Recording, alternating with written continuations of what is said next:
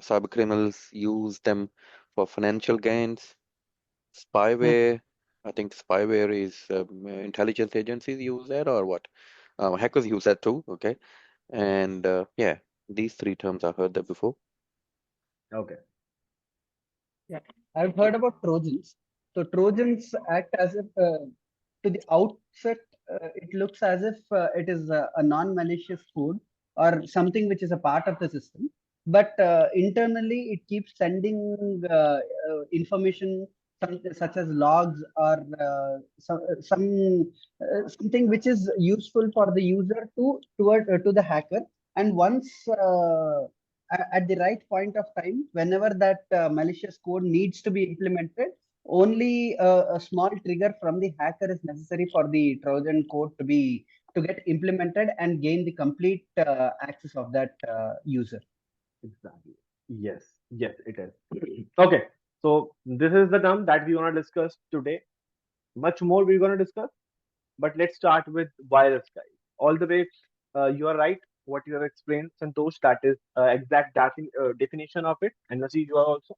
So that is good. But still, let's start from the zero and touch base to higher point. So now, first discuss virus. So as we discussed, these all comes into malicious activity or malicious application or malicious software or malicious code. Okay. So virus is somewhere a malicious code that attached to executable file that are often regular application. Okay. So virus use some types of humans or any other application interaction to activate. Okay. So entire category of viruses are designed to damage or destroy a system or the data. So I think you guys see, first thing when it comes to anything that is harmful to my computer is virus, right? And all you guys know how virus will spread. Okay, so it will start affecting your one of the file that you use or you can attach from anything, or you get downloaded from there. And after that it will do what? It will affect your computer operating system, and it will spread into your whole computer, right? This is how virus work. This is how virus work, guys. Indeed, yes. So this is malicious code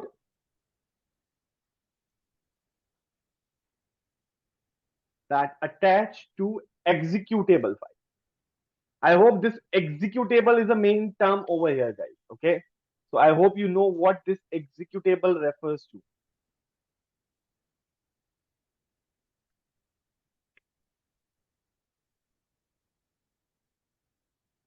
Files that are often regular application. Okay.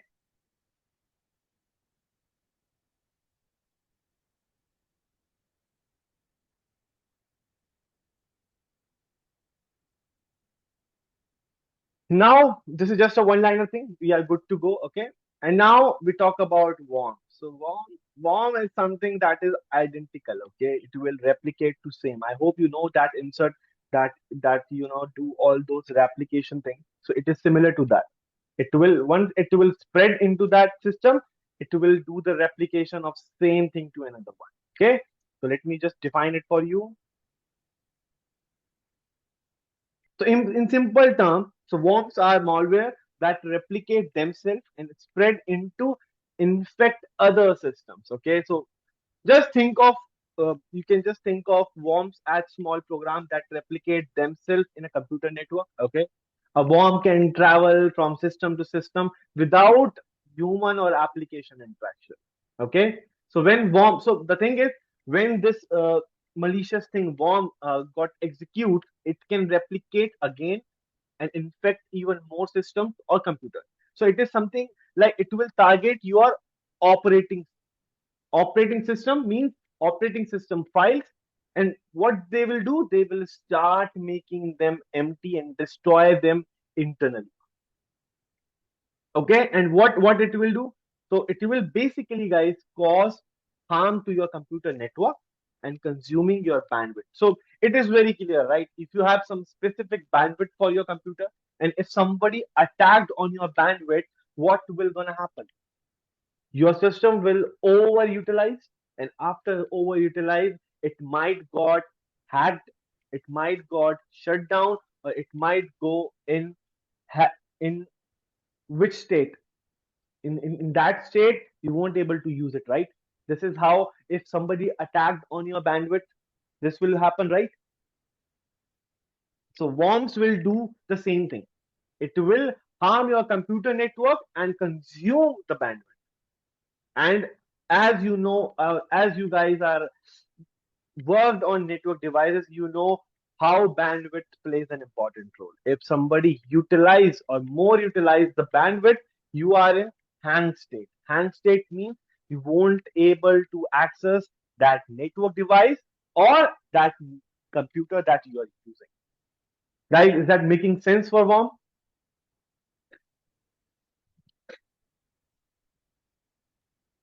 Yep, Sir, 100%. just the one question. So these worms are also like attached to with the application, with the executables, or So these are something that is similar to, yes, some of the execution file, like some of things you have run onto your computer, and in that might be attacker introduce some worm files. Okay, and once those files are executed in your computer, what they will do, they will attack on your operating system, and they will do anything. They will just straight away go for ping ping ping. Just the motive is to overutilize your computer. That's it. So it will be executable file. Okay, so file consists of worms executable file that is been introduced by attacker. This is what. and one more question. So it replicates itself in the network, as you said. So it will replicate only on the same network, right? So just say if my computer system is infected by worm and I'm just communicating with any other server on the internet, but they won't get affected, right? It's just on the same network. Same network. Yep, it won't go Okay. to it. Okay, Okay. Yeah. guys, any doubt? So, guys, worms destroy the files and data on user's computer or system or computer network. Okay, let me just write down a small definition of it.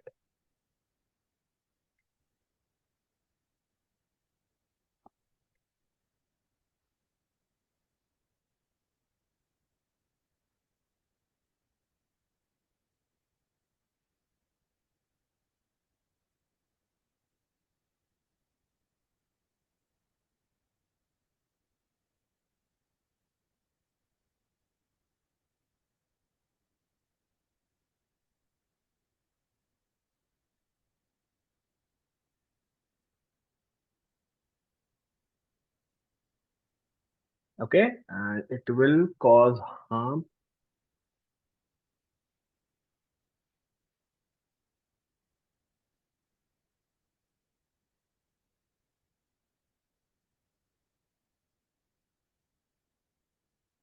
Computer network and consuming.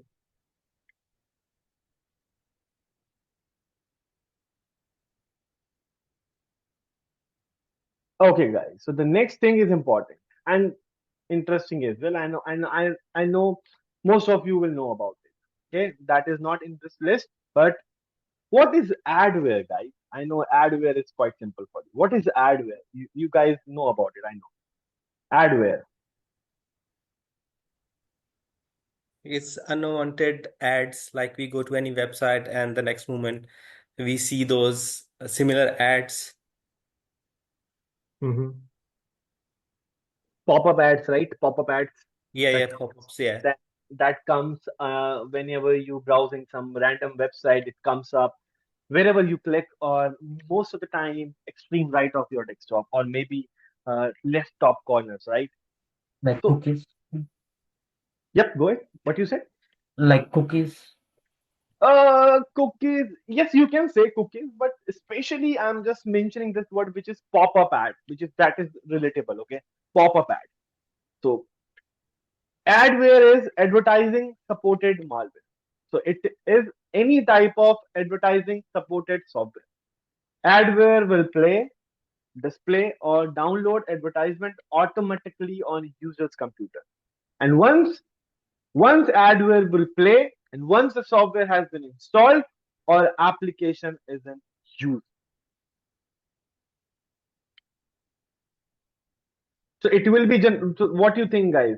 Adware work by executing advertisement to generate which so suppose you have some ad come up whenever you open a browser, like you have a lottery, click here to won uh, just won some 1 lakh rupee or something, and if you will click on that, what do you think that serving revenue will goes towards whom?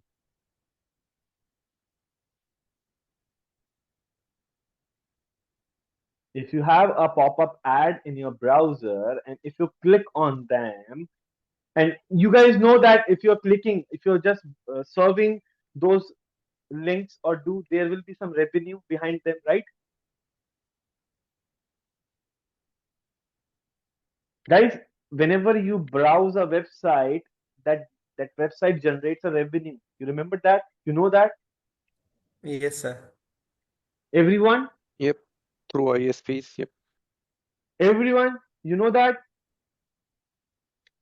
Yeah. Okay. So now just tell me, if there is some malicious adware running by a random people or random hackers, if we click on them, I'm not talking about if we download that application, if we have installed something. What if we click on them? The revenue will go to where? To hacker, right? Yep. 100%. So Drug what hacker. so are you agree with me on this?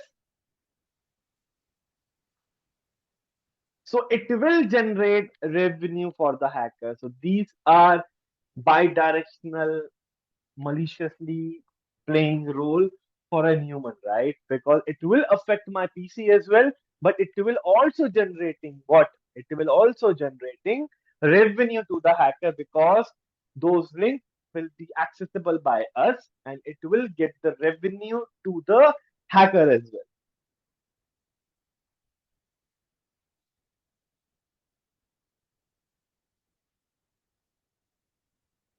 Oh,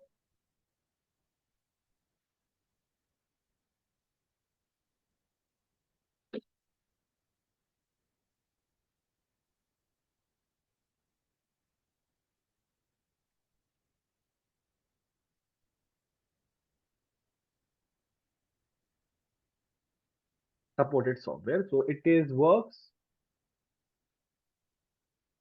by executing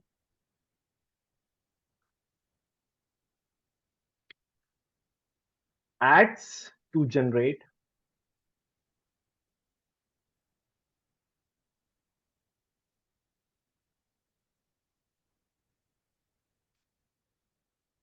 revenue for the hackers.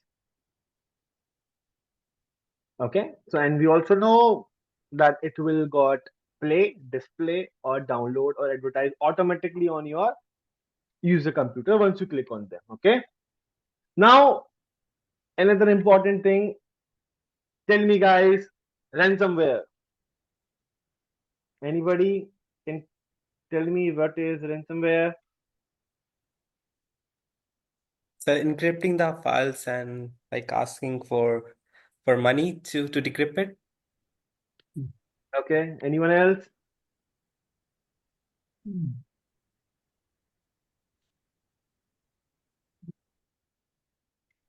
And I am telling you, ransomware are Unethical.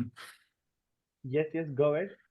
Yeah, so according to me, it is an unethical practice to gain access to a system for the gain access to a system for the ransom thing. Yep. So guys, this is something that is currently, as per the attacker thinks, it is in trend. Ransomware. You must have heard few months back there is a well-known company got attacked with ransomware. And in ransomware, attacker will do encryption of your personal database. I'm not taking name of that company, but what happened with them? Their main data center what was attacked with ransomware, and all of their database was blocked. Okay, and hacker were asking for some huge amount from their company so that it will got decrypt and they will use again. So what do you think?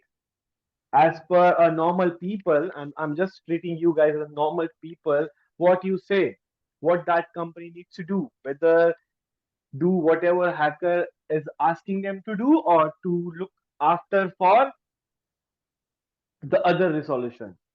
Tell me guys, what that company have must have done in that case. Tell me.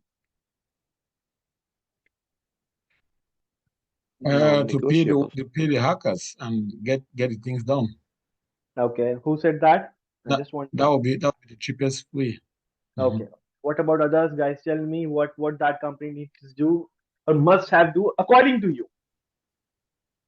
Yeah, no negotiations. I think once you pay them, the company who's losing the data, obviously they have some back end, backup somewhere. That's not the way to go. Okay, that if if their data is encrypted by the hacker, and to pay them and to get the back. I mean, in 2023, I think 2022, in Australia, Medibank, one of the health insurance provider, got hacked in a similar way, and they didn't negotiate with them at all. Okay. Next, guys, tell me what that things or what people need to do in that scenario. Tell me. Well, the first thing they have to do is approach the government and make sure that they explain the entire issue to the government and say that the critical data which the company have, it is under the control of the hackers right now. And I think that should be the first and foremost step.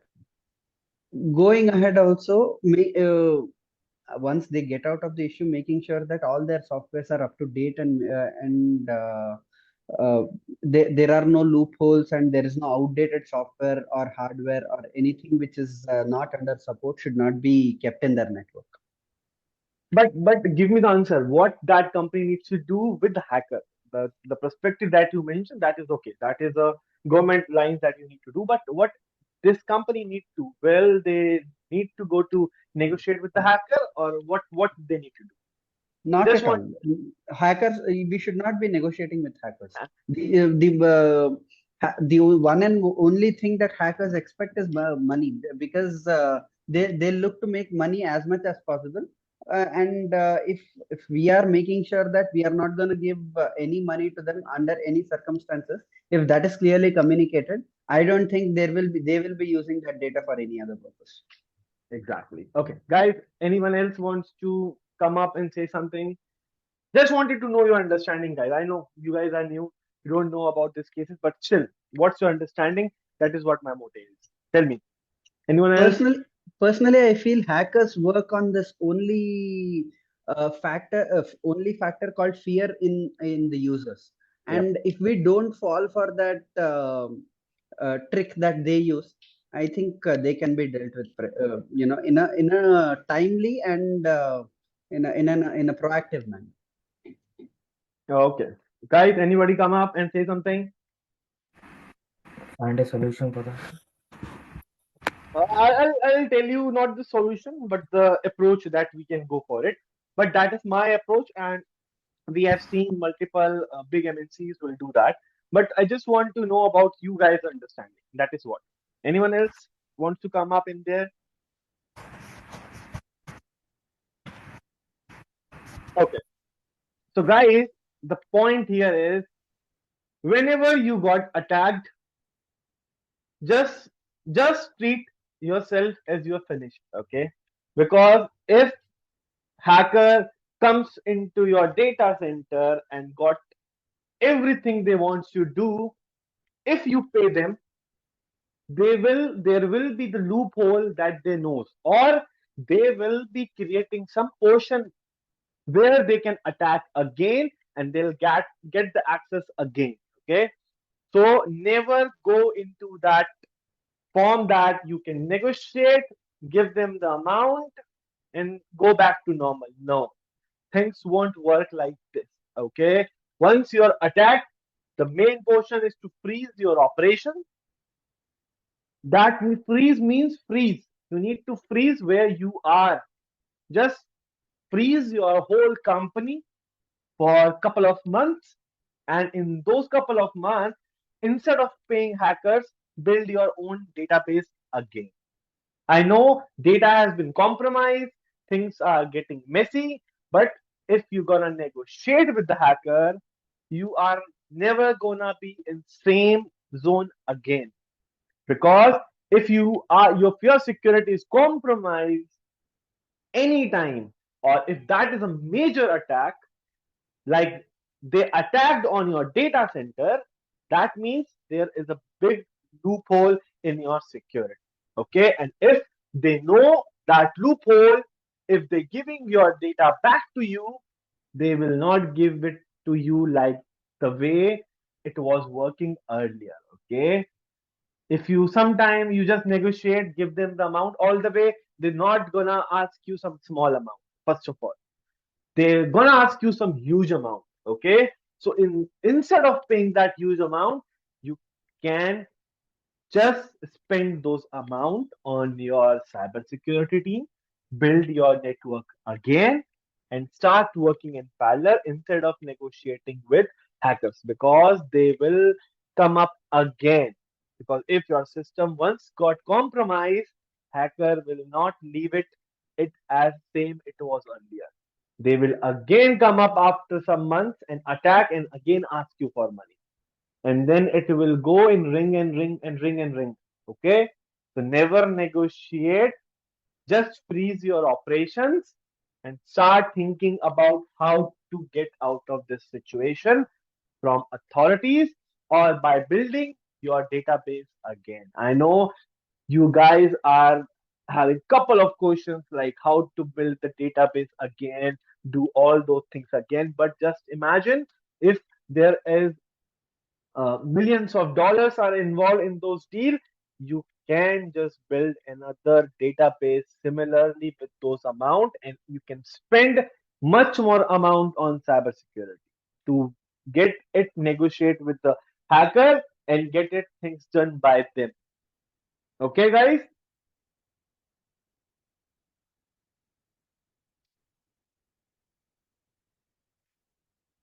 No need to think about that you are the one who gonna negotiate. So just give me, is that okay or not? Because I think this is the right approach, and most of the company must have done that only. Negotiating with hacker is not the good thing for your network database. Okay, guys, agreed?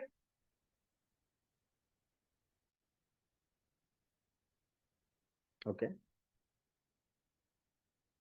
no doubt, guys, in this. So what about that example that you gave me, that recent, they were like attacked with that ransomware. So what was their approach like? Was there any, what did they do? They were shut for a few months or? Yes, they just shut it. They build their own database again, spend much more amount now on cybersecurity, and they will never gonna negotiate with the hackers. That's it.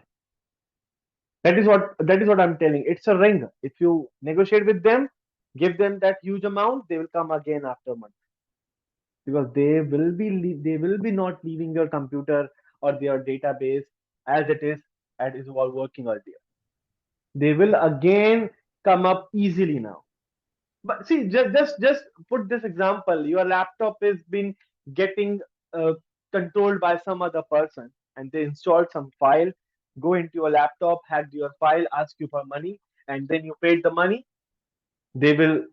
What do you think? They want to delete all those files, or they just give you the password and you can go working as it is that you are working. After 1 month, he knows what he need to do. Again, gonna come up. Again, gonna ask you money. So what do you think the right approach is? To buy a new laptop? Forget about this one?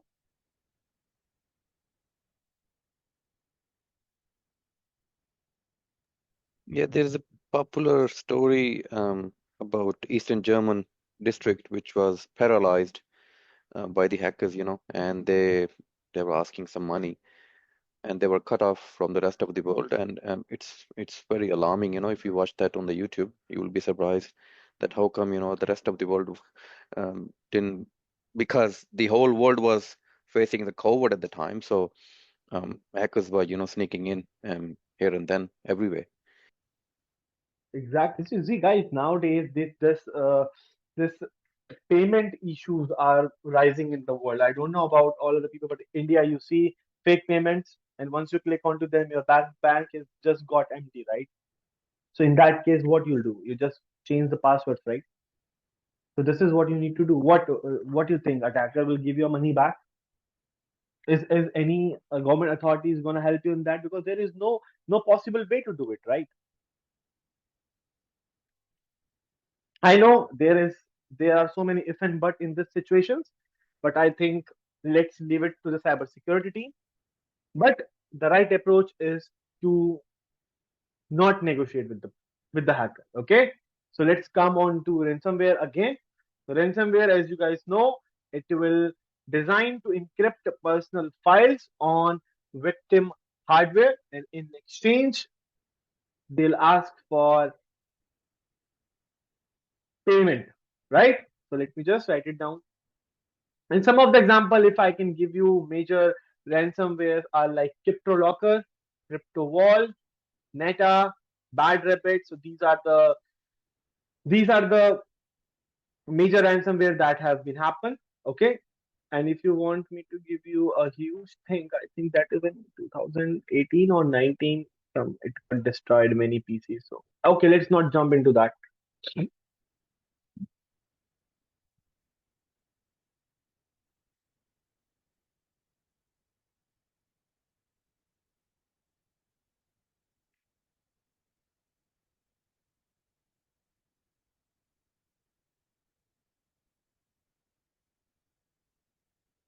Personal files on victim's hardware or hard drive. Okay, and ask for the payment. Okay, ask for a payment.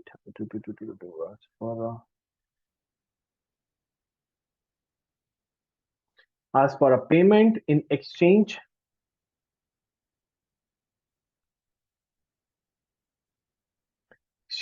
for giving the decrypting key. Decryption key. Okay.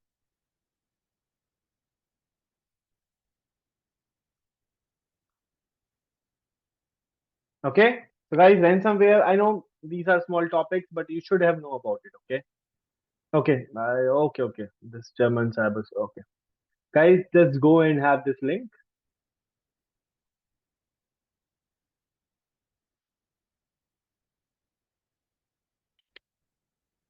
Guys, another important thing is spyware. What is spyware, guys? Anybody?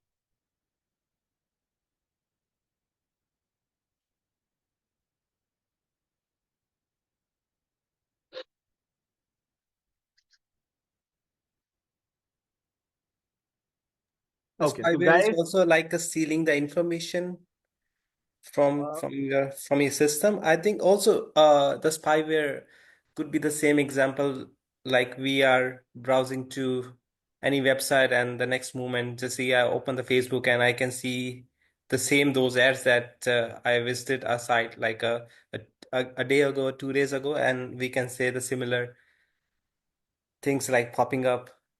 so similarly, like spyware, similarly, someone is keeping an eye on what you are doing with Yeah, your file. it observes the user's activity. Exactly, and it will just attack your personal file. Whenever they got a chance, they will get to know all the personal information from your computer, laptop, and then they will do. So spyware is something, someone is keeping an eye on your activity, and they are just waiting for the right time to attack whenever they got your personal or private information. Does that make sense? So, sir, these ads like these are so ethical, we would say. like just say you visited a perfume website and you open the Facebook and you see that ad. Mm-hmm. So is that kind of ethical? Because it's a Facebook, right? Who's putting the ads on that you just visited the site an hour ago. So I think, see, all on this popular site like Facebook or on, so these are the executable files. So the ads running on Facebook, YouTube, those are legitimate. Okay, these are not the one who perform by that. I'm talking about whenever you serving some of the site where, see, you see on Facebook or on YouTube, the ads are coming. That is legitimate because YouTube and Facebook ask user to run their ads right in between, or just pop up is coming. But I'm talking about whenever there is a website that is not authorized, that is not known. By that, let me just give you one thing. This is important, okay? So here it comes. How it gonna be? Suppose this is www.google.com. You've seen this. Connection is secure. You have this security permission from site cookies, right? Similarly, if I'll go to www.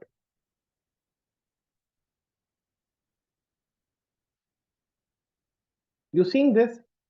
Connection is secure.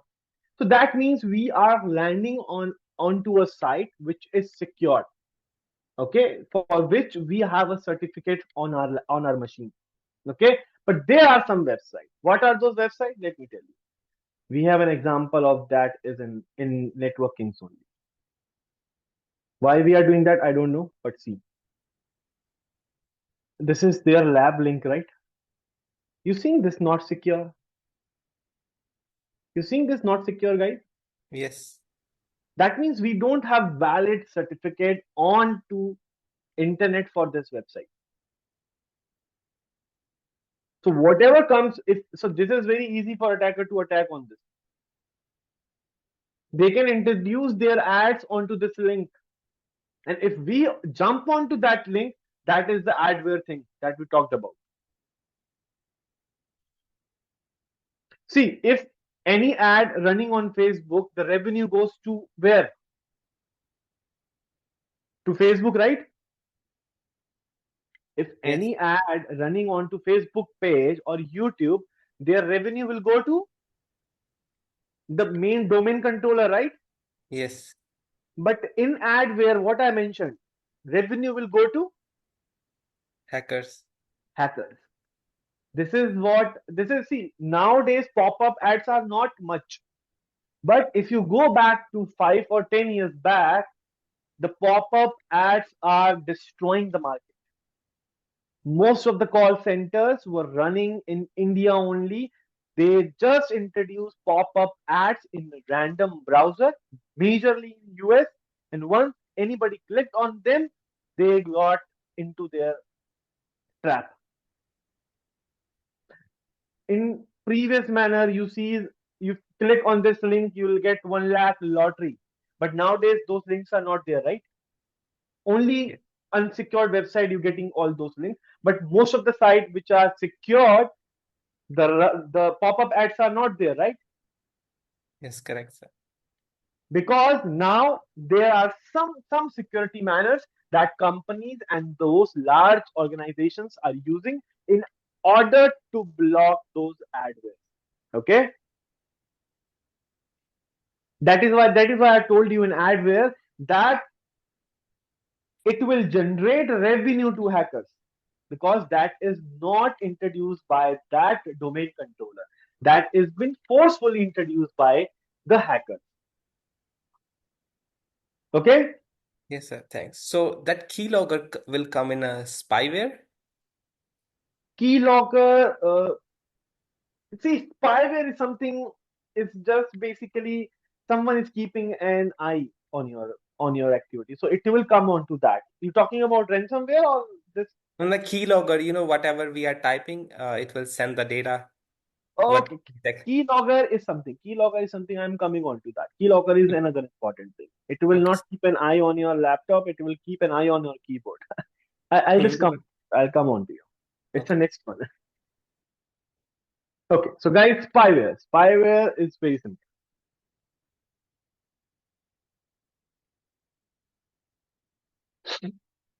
First of all, it is a common and performed by computer yeah. Mm.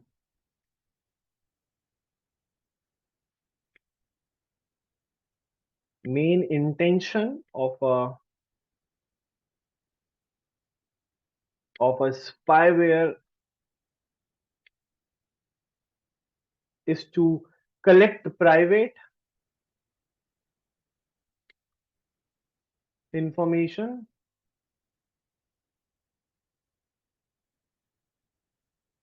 of users. Okay, it basically normally comes from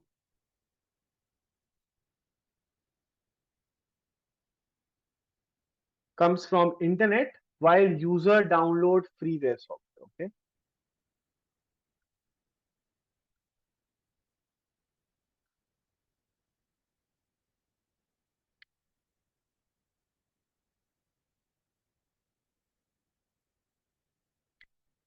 okay guys, the next one that we're going to talk about,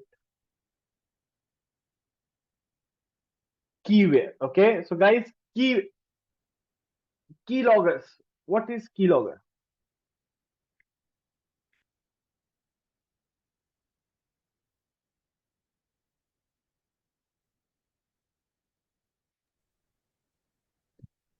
Yeah, keylogger is to track nearly, everything a user does on their system.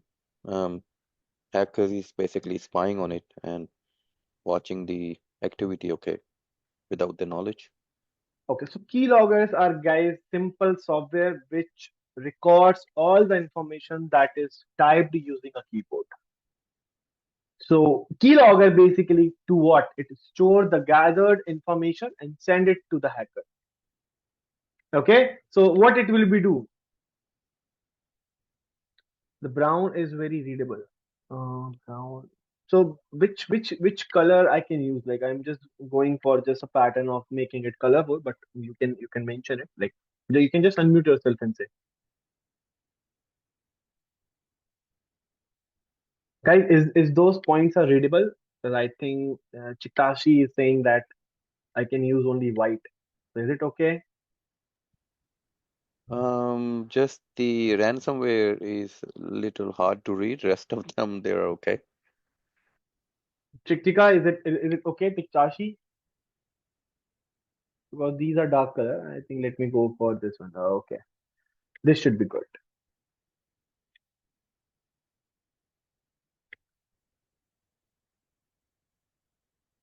Is it good?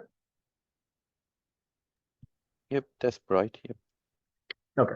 So guys, keylogger is just a software which record all the information that is typed using keyboard, and keylogger store the gathered information and send it to hacker. So what it will be do? So attacker will do what? They will extract sensitive information like what? Your password, credit card details, and all of these things, right? Yep. Whatever they're writing on the emails, what kind of web pages they're visiting, those kind of activities they are keeping an eye. Yep. Yep. So records all the information.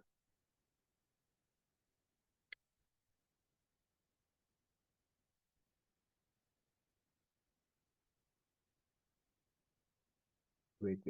I just the information that is typed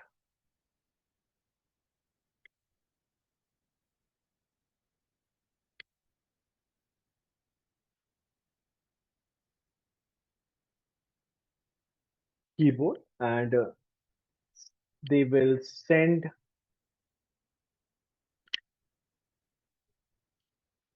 to the attacker. Okay.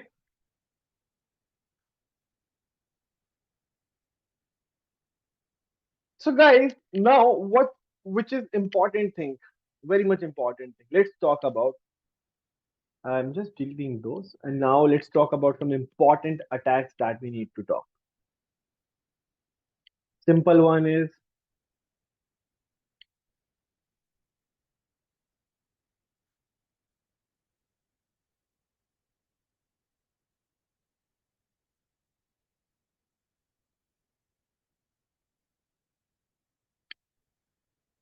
Guys, what is DOS? Denial of service attack. Anyone have any idea?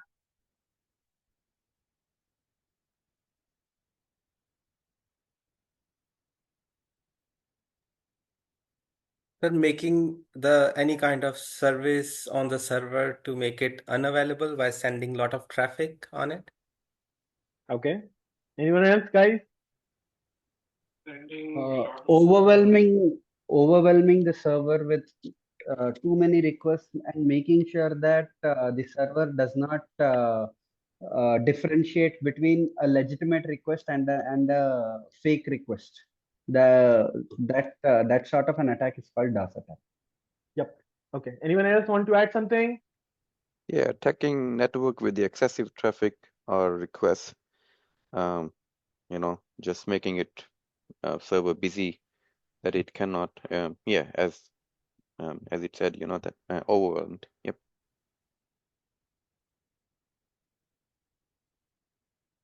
Suppose this is my DSCP. Okay. Not DSCP. Let's not talk about that. We'll talk about that in DSCP. Okay. So suppose a couple of PCs are making requests. Okay. But the point is okay, the attacker gonna attack it. So they will come up with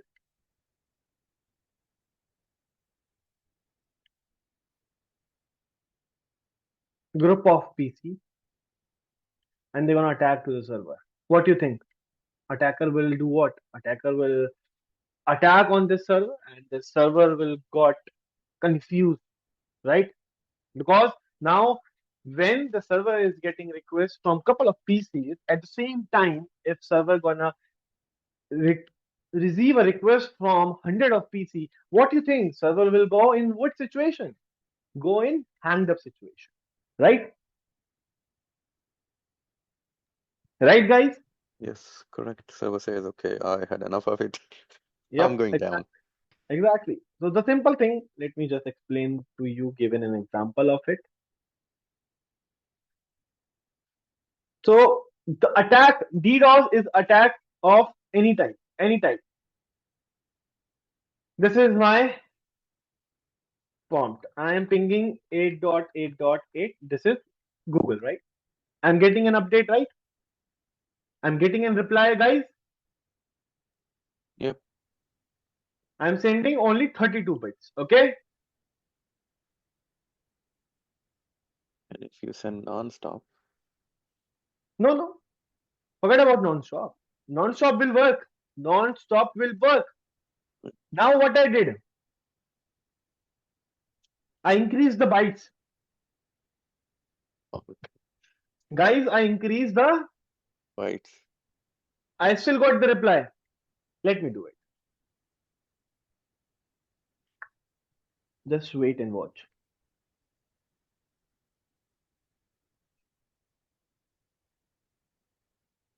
What you say now?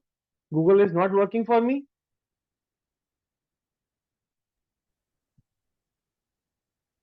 Google is begging at the moment. But what's happening in behind, guys? That is what? What's happening in this case? Not responding. Yep. If you're saying non-stop, it will work.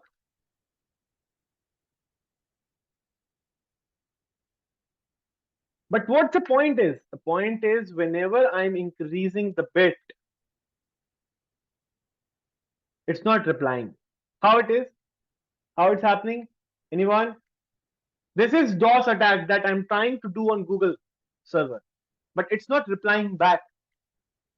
So the point is, guys, if that ping gonna work 10,000, if that ping gonna work, and if I'll do continuous ping with bytes of 10,000, what do you think? What do You're you flooding with the massive bytes. You are basically flooding the target with the massive amounts of data, which is not responding. So that means the server from which I'm getting this reply, it will got you overutilize. It will if this 10,000 bit replied me and if I do the same thing with 100 of PCs, what do you think, that Google server will gonna survive or not? Zero chance. Guys, Yeah, they won't survive. Yeah. so what Google made this? Google has clearly made this. If you come up with me for ICMP packet, this is your limit. If you go beyond that, will not reply back to you. This is a good practice, right? So DOS attack is majorly something in networking term. I said you, this is ping of death. You're getting the point? Ping of death. Why? Because if you come up with me with the larger byte, it will overutilize. Guys, you're getting my point? Yes, sir. Because this is what I can relate with the real time.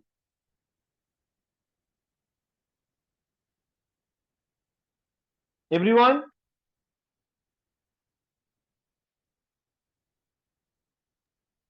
So one is DOS and the other one is DDoS. Same. DOS is I'm attacking with one PC. DDoS means I'm attacking with multiple PCs.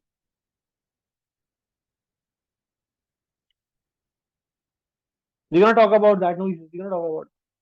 But it is similar. It is similar. Nothing is different in this. Yeah, it's cool. Yep, no worries.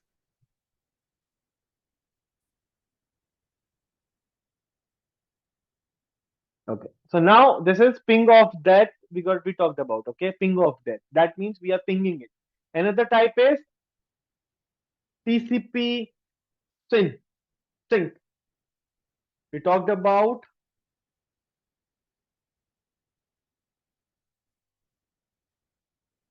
ping of death. Okay.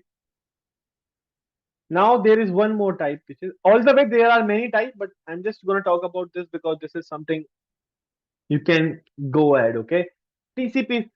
So you know, guys, TCP works in three-way handshake: request, sync, and then this is how it works: request, reply, and acknowledgement that I got the packet, right? This is how it works. One, two, Yep, three, three-way correct. handshake.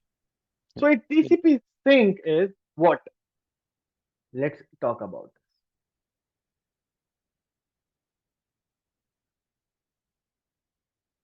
This is my server. This is my user. It will request TCP first packet, request. Server will reply TCP second packet, which is sync. But the point is, now this user is not replying that I got the packet. So what do you think, if user will not reply with this, whether that TCP connection will establish or not? So it will It, half open like. Yeah, it will not be established. it will not establish, right? It will half open. So that means server is still waiting for the acknowledgement part, right? To establish the connection. But now the point is, this PC come up, and when it got the SYN packet, it will go back down. Okay. After some time, it will again send you request. TCP will again give you the request, and again that PC will go. After some time, it will come up again, do the same thing, and go. After some time, it will come again, do the same thing. In acknowledge, it will not gonna reply. So what do you think? The server gone in which situation? Hang up situation, right? Correct. Everyone. Yes, Yeah, sir. correct, sir. So this is how we got this denial of servicing. See, denial of service is major part is to affect the services. That means they want to attack your services. If you're providing any kind of services, attackers will attack on that service, so that you come up in that situation where you, whether you are overutilized or you came into hang up situation where you will not fulfill the service that is assigned to you,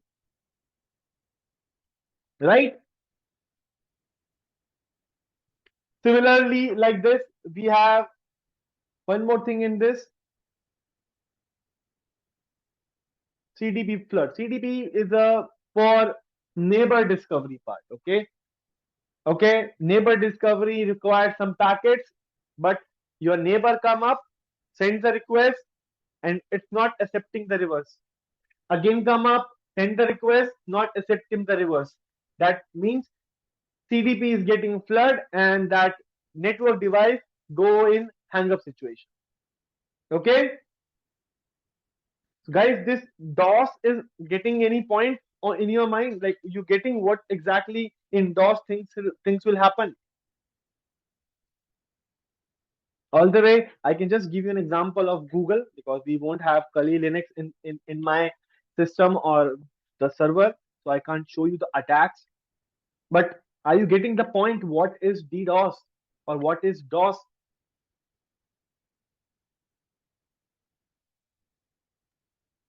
Arun, actually, we are setting, sorry, this DOS is like setting kind of any user limits. Yes. So how to get rid of it? We're gonna talk about it. I can give you an example in DSTP snooping about it. So just trying to say, let me just say one thing.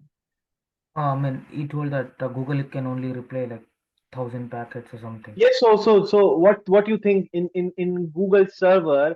See this. Let me just make it.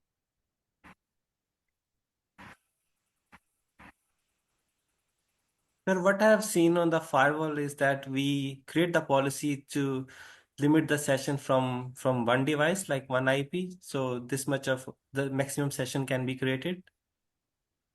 We can do this kind of things.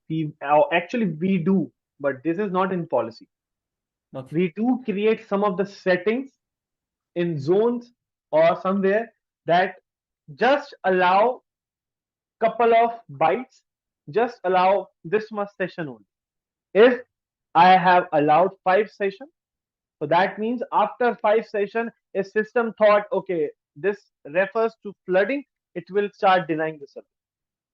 This is how sometime it works. We're going to talk about this in ASA as well, how we can do this ARP and how can we do this with IPs.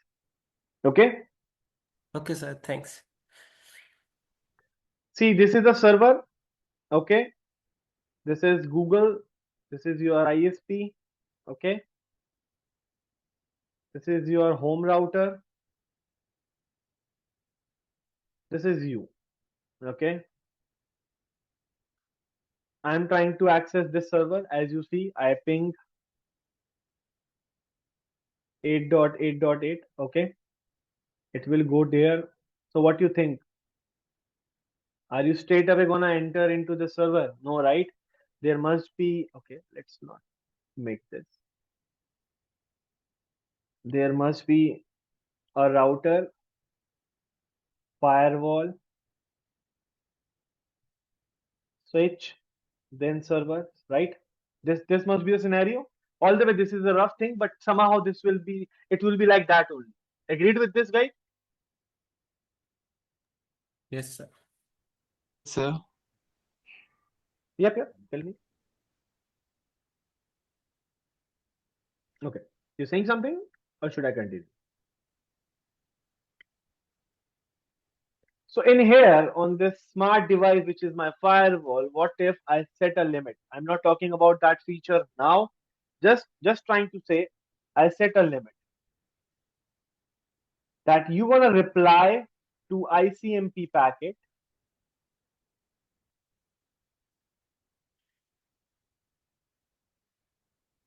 having bytes up to 20481. Above them, you will deny it. We have set a limit onto it. So when you're pinging it to, it will go forward because firewall is not denying that traffic, right? It will go to the desired server and you will get the reply. Okay. But now we have seen that when we pinged it from 10,000, we're getting deny, right? We have seen that, right? Yes, sir. So that means this firewall is the one who denying this.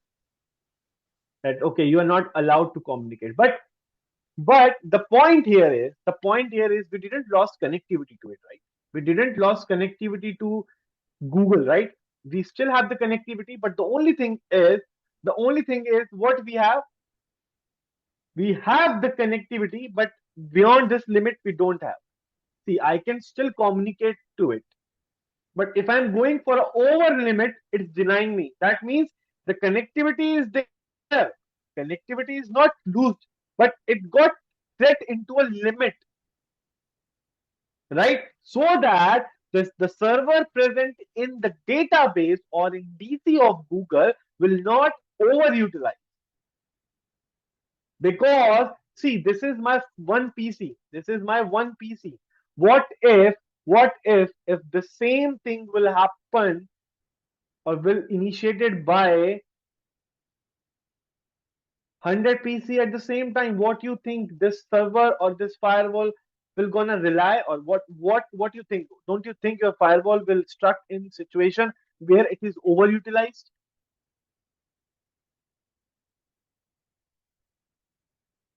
Yes. If It will if stop. fi- if firewall have no limit, if firewall have no limit, that means firewall will pass all the traffic to server. Okay, firewall will pass all the traffic to server. What do you think? Server gonna reply to this to thousand of PC, 100 to PC at the same time? Will server gonna be not come in that situation where it go hanged up? What do you think,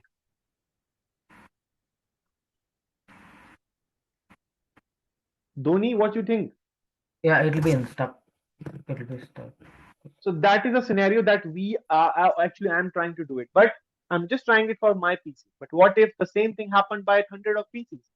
So this is how we can control DOS attack by using some of the features that is there in firewall.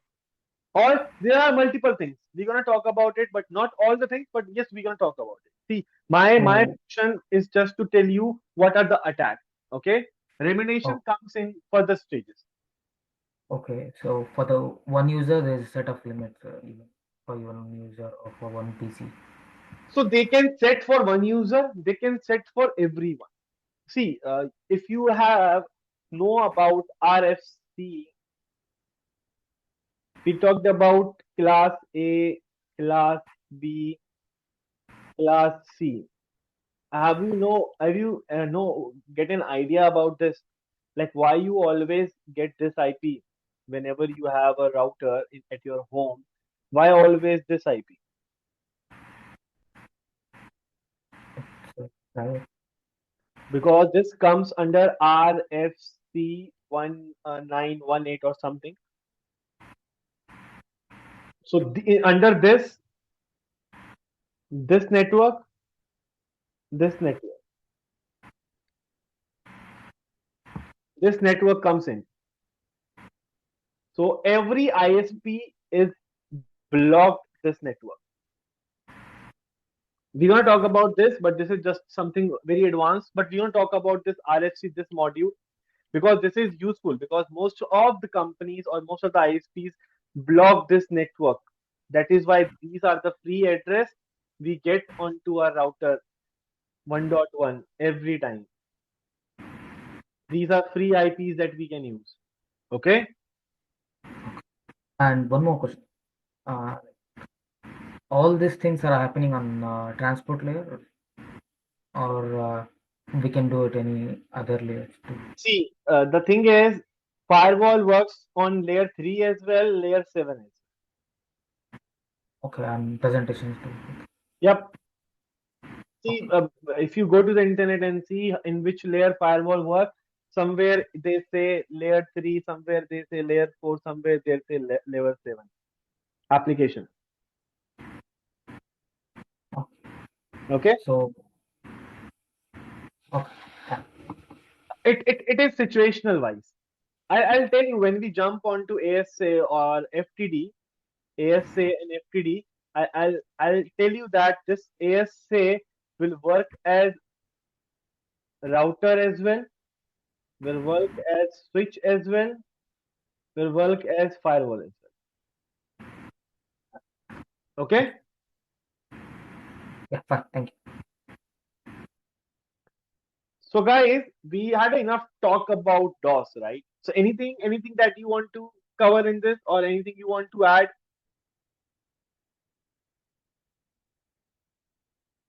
Because I just want to cover some popular attacks only.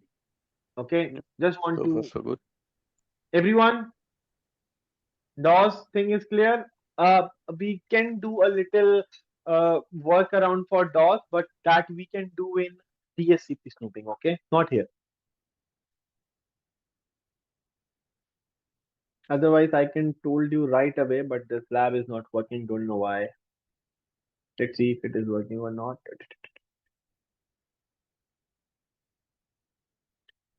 I think it came up. Okay, no. Okay, forget about this. Now, guys, another thing that we need to talk about is MITM. Anybody knows this?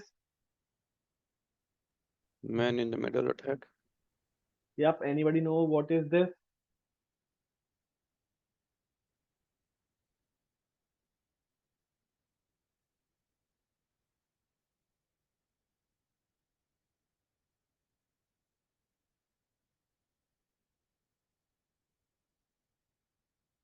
Man in the middle.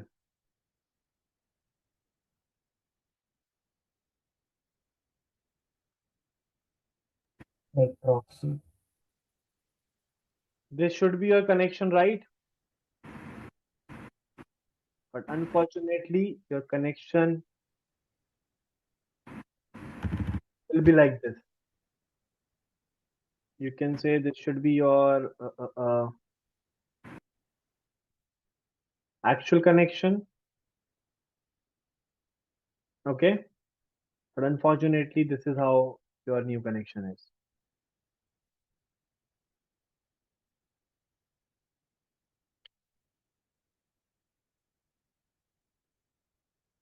Getting the point? This is man in middle. Okay. Done. But now let's talk in what? Let's talk in networking terms. Okay, guys? Let's talk in. But you getting this point? What is man in middle? There's some person would be in the middle. So what in any information that you're serving onto this server, this web server, it will go through this person. And this person have all the access and can see all the information. Suppose you are doing a web application of for banking, and you just log in onto your net banking, doing something. For doing in net banking, you require username and password, so you're serving that, but this person can see everything. Guys, getting the point? What is man in middle? Attacker will place themselves in between your server and user. Okay, and it can steal what? Your credit card details, your login details, anything that you are doing, right? Now let's talk about in networking term. This is just a normal term. You can also know what is man in middle. Okay, but now let's talk about in networking term.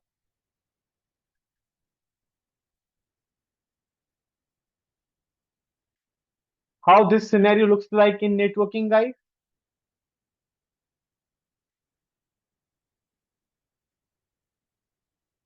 This is my user. This is my router. This is what it is.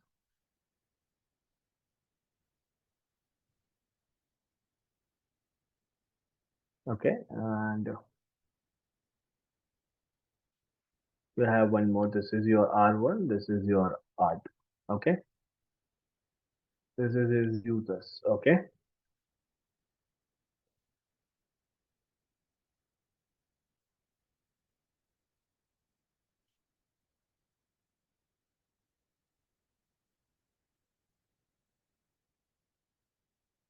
So by this, guys, the point is now traffic will be going from your user is taking access of what? User is taking access of this routers.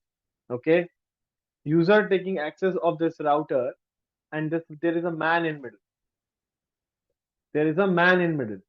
So what do you think what will happen? Or just forget about user. Just forget about this user. Wait.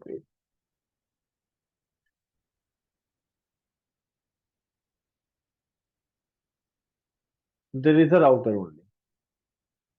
Okay. The switch having all the apps. Okay. So now hacker will introduce their device in between. Hacker will introduce their device in between, right? Let me just make it like this only.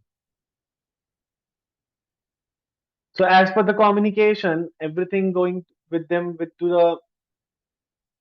from the switch only, right? If R3 tried to ping R1, R2, it should come up like this only, or maybe from switch will give it to this. It will go to switch, give it to this, right? Right? This would be the actual mode of scenario, right, guys? From switch, it's gonna happen, right? Yep. But now, what do you think if hacker introduce their device in between and connect it to the switch? Okay. Now, and this hacker have the same ARP address.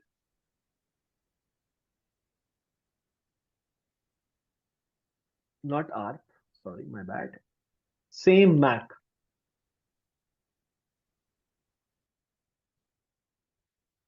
Same MAC address of all these three.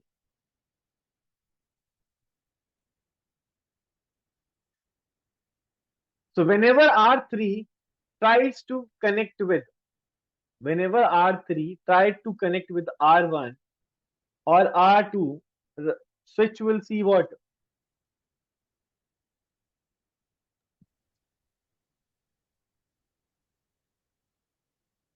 Routing table, MAC address table. Yep.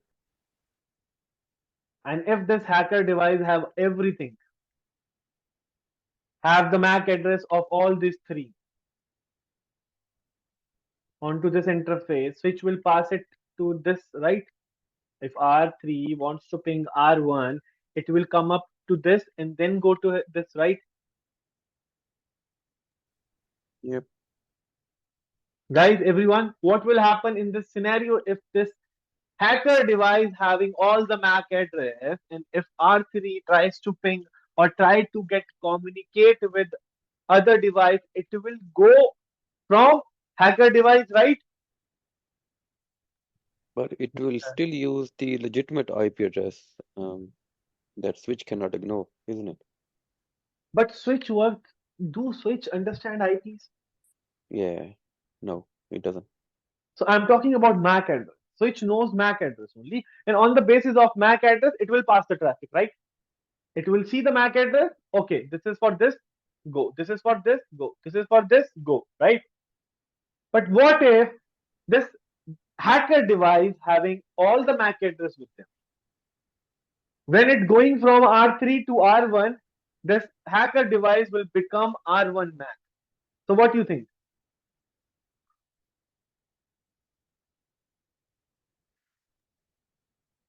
Isn't it confusing?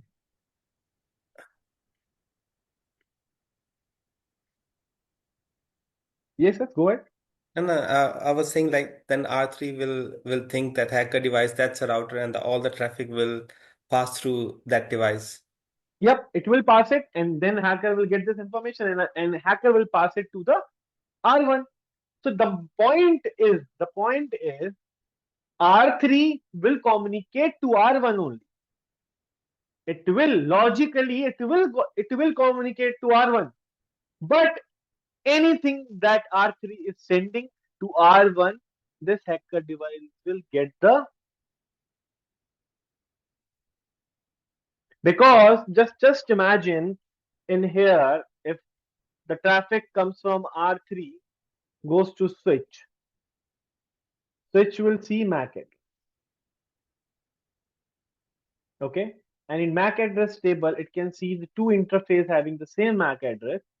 It will send that traffic to both the interfaces, right?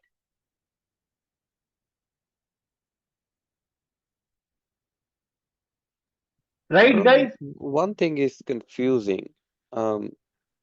Since we say that, okay, encrypted communication is taking place, um, in other, session with the Palo Alto, there was a misconfusion as well.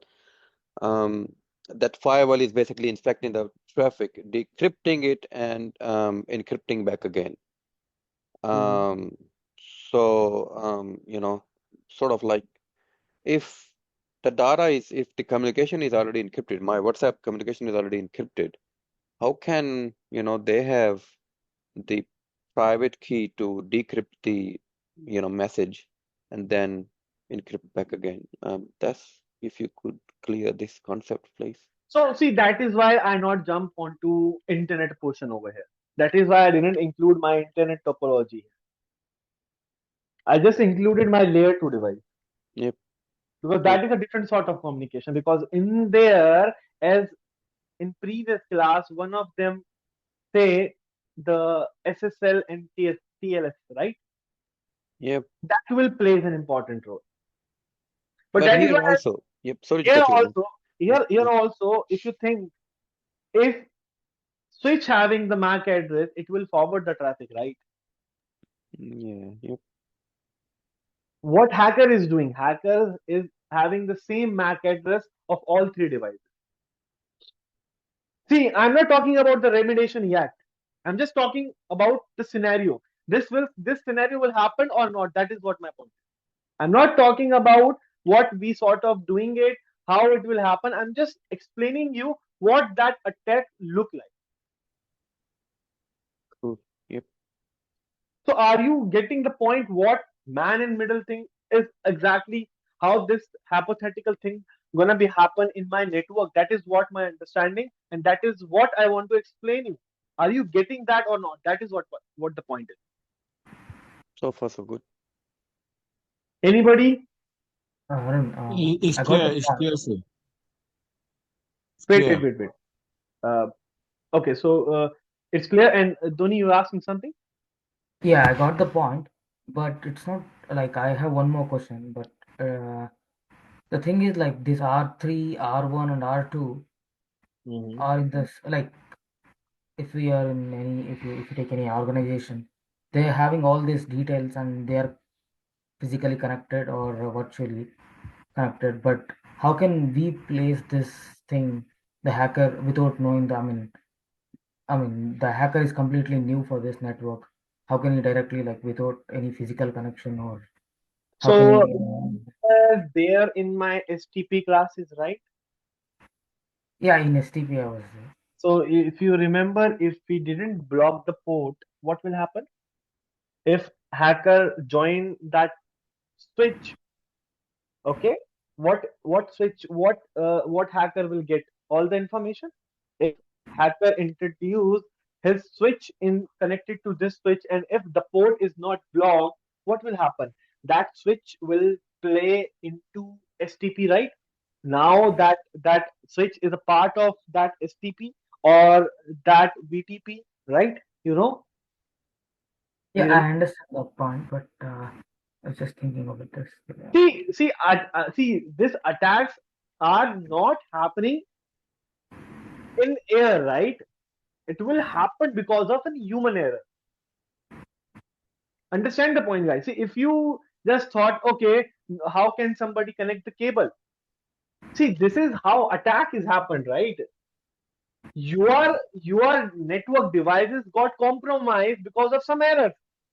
What if you have 48 48 port switch with your data on your data center, and what if only 24 ports are using and rest 24 are not using, and somebody got access of your data center, just put a cable into any of unsecured port and connect to his laptop. What do you think? That is not a big task, right? If anybody from your internal organization wants to do it, they can do it, right? But as a security engineer, guys, what your responsibility is? I'm not coming on to that point yet, but the point is, hypothetically, this kind of thing happened. Getting my point? Okay, Not it is like yeah. the Go ahead. person needs, it's like the person needs to connect and he needs to come to data center and then connect the thing and steal the information. It's See, like that. see, that is why I'm coming on to L2, right? Only this is how. See, if somebody is not coming on to my data center and won't able to plug, then what is the point to secure that port? We can keep it open. We can just lock my data center, but you can't lock your data center for forever, right? Yes. People will go there for testing. People will go for their some fault remediation. People will go to do something. Vendor will come up. Electrical people will come up. What if anybody just put that cable and left a switch over there? What will happen? This kind of things will happen, right? Yes. Uh, Yes, if they will get a Technically, security we need to clearance, yeah. admin down the ports like that. Like if you take any router or something. You can admin down the port. Okay, you can admin down when you put it. If anybody got the access, admin down is not the permanent solution. Okay. Admin down, see, if somebody got an access of your switch, they can do easily unshut the port and get the access, right? Yes, yes. If they can get into my switch, yes. So, but the point here is, I am saying this hacker having same MAC address of all your devices. So, what do you think? Switch is that smart guy can knows, okay, I don't forward my data to this because he's a hacker. How Switch will know? Nobody knows that, right? Nobody knows it, right? Because switch works on switch works on MAC addresses. Router works on IP addresses. If they found the right IP addresses, they forward the traffic. If switch found the right MAC address, it will forward the traffic. Right? This is how things done, right? Yes, yes. So my point is, in this scenario, what do you think, guys? This will happen or not? Yeah, due to security negligence, as you mentioned, maintenance. Yeah. Anyone else want to say something onto this? Santosh, Sumit, Rahul, guys. Sir, we can also think about the scenario like any ports that we have available in our office as well, right? On every say on sitting you have one Ethernet port and we can just simply use it. That is what I'm saying. See, Yeah, you don't can't need to. restrict people going to data center. If any of the employee wants to compromise the security, they can easily do it. Right? So that is why we have a limited access being an employee, right? You can't straight away access the data center switch, right? Even after connecting to the internet, you only get the LAN interface, you only get the internet access, right? In your office, when you plugged that LAN cable to Ethernet port and connect to your laptop, you only get the internet access, right, guys? Yes, correct, sir. Because that port is only for internet, and you being an employee, you have a limited access. And how you have that limiting access? I'll tell you how. Which device is responsible? See, I think which of them I think you guys are working. Let me just give you an example now. Rahul, Santosh, Sumit, I think you guys are working now currently, right? Yes, sir. Santosh, you also working? Yes, yes. Okay. Yes, sir. So I hope you guys are working as L3 and or have worked as L3 and L2 in somewhere. Well, I've worked mostly on L2, L3, and mostly firewalls also. Okay, so Santosh, just tell me one thing. While working as an L2, are you having all access of your network device? Yeah, well, I was working with L2 like switches. I did have access of all the switches that were there in our network. Like all the access means you have all the access with related to the configuration part. Yes. Okay, and have you heard any of your teammate or any of the person that works as an L1 or works as a desktop engineer only having some show commands access only? You have this kind of scenario? Yes, yes, yes. We do. Yes, You heard about this, right? That yes, yes. on the same switch, if you logged in, when Mhm. you logged in as a Santosh, you can have access to do any configuration. You can go to any interface, do anything what you want, right? Correct. Yes, But on that same switch, any person that is there as an desktop support or L1, they only have show commands access, right? yes. So this kind of things happen, right? Yeah, absolutely. So guys, that is what I'm saying. Not all the employees having all the accesses, right? This is how we can limit the access. How we can do it, I will show you when we talked about ICE. But here in this scenario, I am saying if those ports are open, what will happen? This kind of scenarios.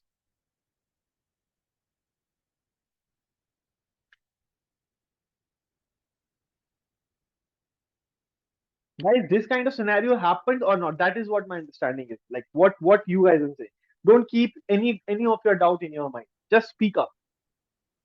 Yeah, such scenarios do happen wherein not everyone is given all the editing access because uh, that will just mess up the entire configuration of the switch that we have been maintaining. For example, there is a team called network operations team, and there is a team called customer relations team. Yep.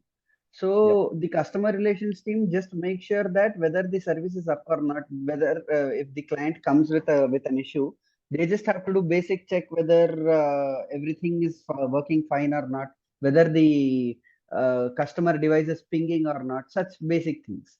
But when it comes to the network operations team, we do have access to do the complete write access. So they will be having only read access, we will be having the write access. That is what. See, exactly. That is my point. Is so the point is in this man in middle thing. This things happen, right? We can do or we can get compromised because of this thing, right? Yes, yes. So guys, in man in middle, the main part is hacker will have all the access. I'm not saying R1 when R1 or when R3 doing the telnet. I'm not saying this. Okay, very much clear. See, when we are doing telnet on R1, I'm not saying R3 won't get access of R1. I'm saying they will get it. R3 still get the access of R1. But the only point here I'm saying that they'll get access, but this hacker will also get that. Hacker will also see what's happening. Or if you ping, hacker will also get the ping reply. But there is, but this sort of the thing with it can also result in a MAC flap, right? Because a switch cannot learn to the same address from two different ports. Exactly. This is how the case it will not. Yeah. But So I will tell you, when you go to Kali Linux, the only point my limitation is, guys, I won't able to show you. But I can, I hope I can show you when I use Kali Linux, okay? And in Kali Linux, when I introduce Kali Linux to my switch, I'll show that on 3 different interfaces, which have the same MAC address. okay, okay. These are the scenarios that I know this question will come up. How switch can see same MAC addresses, right? Because we have learned that every machine have different MAC address, right? University. How it will happen, but that is my limitation. I won't able to show you, but in Kali Linux, this kind of things happen. Not you can use it professionally, but you can use it to have a in your lab. Like if you have the same MAC address of your machine, you can make Kali Linux work as same as MAC address as your router, same MAC address as your other router. That is what the point is. If this kind of thing happens, switch will indicate, switch will forward the traffic, right? Or if switch will not, what do you think? The traffic will got duplicate, right? That is what I'm saying. From R3, if I'm taking telnet of R1, I'm getting the access of R1, but still a copy of that is being shared with the hacker also, right? Or hacker is the one who shared that traffic back to it. I know these things are bit going into that portion where you will be start questioning, sir, you are the one who told us, but now you are saying it will happen, right? I know this kind of things happen, but in penetration, I hope you know about this penetration courses that we have. This kind of things happen. That is why we have a defensive approach on all the network devices. Whenever you do on firewall, there are some prerequisite thing that is already enabled, and I'll show you that in firewall you can't ping firewall interface until unless you allowed it, right? So anybody who worked on Palo or any of the firewall, you can agree with me. Not you need to allow the ping request on your particular interface. Otherwise, firewall will not entertain ISP traffic. Anyone of you knows that? Yes, sir. We have done that. We are not able to ping that firewall interface. It's disabled. The And ping. and you know, in router and switches, things are not like that. You if you put the IP address, there is no need to open ICMP traffic. You can straight away ping that interface, right? We can block the ICMP packet through the firewalls. Yes, but in firewall you need to open that, right? You need to open whether you want to take HTTPS, whether you want to SSH, whether you want to ping. You need to enable it first onto that interface. Then only you can take it, right? So all the terminologies are different. So I know we spend a lot of time in this MTM all the way. This is still gonna be confusion, but the point is just understand how man-in-middle things happen. Anything happening to you and server, in between you and server, that man in middle will get the access of it, or will can see what exactly you are doing. All the way don't know I did it wrong, or to come up with this network device discussion. But if we can keep this like this only, that will make sense, right? Actual connection and the new connection, right, guys?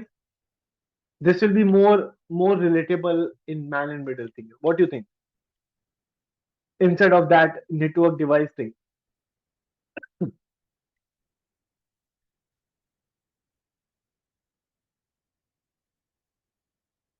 Because I know then you can raise a question on switch, like we haven't done that. But when things got compromised, some of see you see previously in previous class we talked about this common vulnerabilities thing. These are the in their website you can see common vulnerabilities are there with every network device. Because whenever you design a network device, whenever you design any device, developer team knows the loopholes, right? Not every device or not all the devices are perfect. They all have loopholes, right? That is why we have penetration team, or that is why we have an attacker. That is why attacker can easily attack. They just need to find out the right loophole, guys. And we do have a loopholes on every network device, right? So if I write down man in middle thing, let me just write down in a simple language for you guys. But how we can rid of this kind of thing? I taught you when we jump onto L2, when we talk about switches, because in switches we need to talk about VLANs again. We need to talk about DSCP snooping, ARP inspection. So there are many more things that we need to talk about.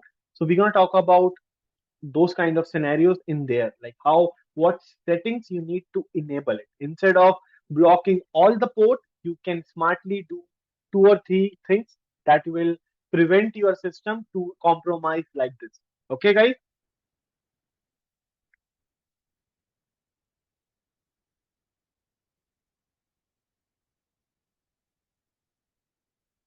Attacker place themselves.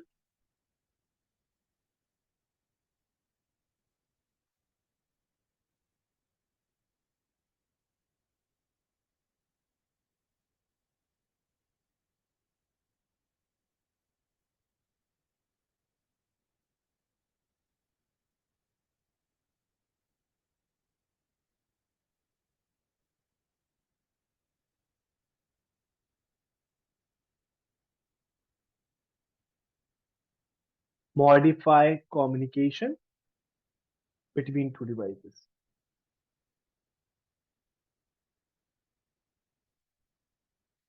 Okay. And in this most kind of scenario, if I can give you an example, guys, in real time, so it basically got attacked whenever you're doing your credit card details or whether you're doing your banking login credentials. So attacker will intercept those and will got to know what exactly you are doing. Okay. Guys, any doubt you're jumping into, because I know this silence is leading too much confusion. So well, I know you guys No, are all the very all the much, doubts are clear. because I know you guys are more over. Whenever we talked about attacking things, you guys want to know how we can attack, right? I know this kind of thing because I was also inclined when I was learning cybersecurity things, like what to do, how attacker gonna do that. So we have bunch of tools to do it, right? But the portion is that comes in penetration certification. Okay, so you need to jump onto that. But the point is what we are exactly learning. So we are here learning the defensive approach, okay, not the offensive one. So we should know what we can do or what are the prerequisite things that we need to enable onto our devices so that our device won't got compromised. That is what our main motive is. Okay. Our main motive is not to how we can initiate the attack, how we can prevent my network device from them. That is what our main. You want to say something?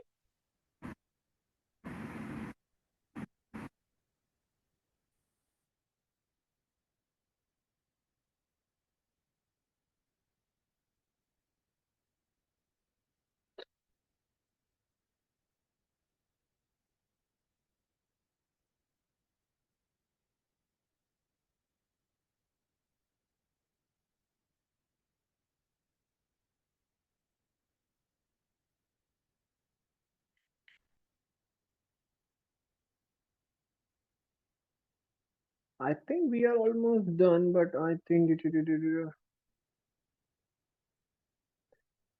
the one more thing that I want to talk about before completing this basic part of our cybersecurity, one we missed. Which one we missed? I think we missed a very known one. Guys, what do you think we missed? We missed a very known thing. Any idea what we have missed in order to discuss those? I see cross-site scripting.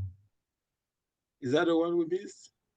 I think. Oh, okay. Yes, we missed that as well, and we missed the phishing as well.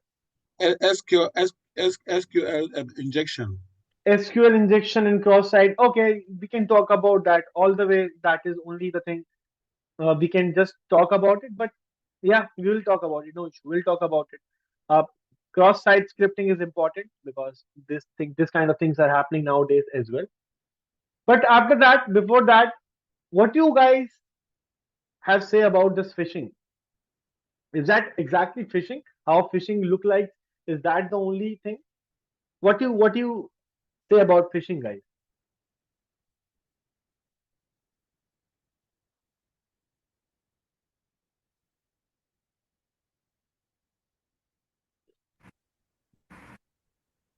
Emails, something like that. Email phishing, spear phishing. What Spear exactly? So don't tell me email phishing. Just tell me what is phishing. What you learn about this? What exactly this thing is?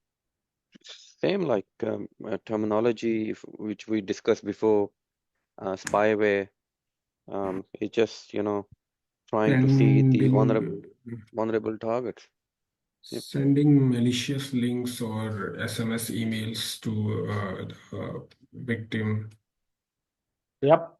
So it is a social engineering attack. So that it will target to steal your user data info, like your username and passwords, right? And how they're gonna do it?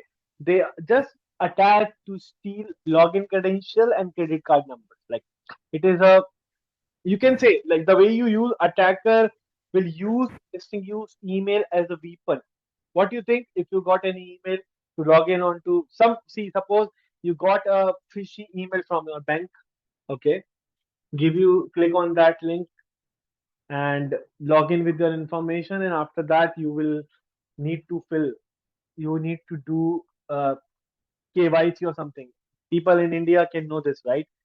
Most of the time you got a link from people or from bank, seems to be like a bank email, like you need to complete your KYC, or you can say complete your identification, right?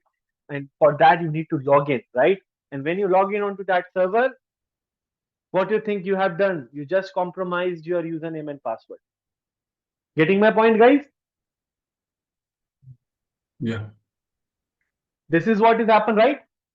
Most of the time in India, people are getting fooled because of this phishing emails or phishing links or phishing messages that comes onto them, phishing calls that we want to do your KYC. Can you please tell your credential? They'll tell you credential, and after that there is MFA, multi-factor authentication, which is OTP. They'll give us the OTP, and people give them the OTP, and instead of doing their identification, they just wrap up all their money from the banks. This kind of things comes under phishing. In phishing, what we exactly do? We just give fish something to eat. Fish will come up to eat that, but what will happen to fish? People or that person catch that fish, right? But they will give them something to come around there, right? So people initiate something to the victim. If victim fall into that trap, that's done. You just got attacked or you just got compromised with your credit card details. Guys, getting the point, this is something usually happening. This is social engineering malware things, or you can say social engineering attack. Guys, getting the point? Yes, sir. Yes. Anything you want to add? I won't able to clear the doubt, but anything you want to add in this? Any example? Anything you heard about it, or anybody outside from India can give an example what are happening in their place for this kind of thing? Because in India, this is kind of the regular way of phishing nowadays. Most of the people getting into this trap got stuck. Like Yes, so many. Like nowadays we see there is a scam called digital arrest. Yep. That's come into the picture. Like nowadays, spread widely.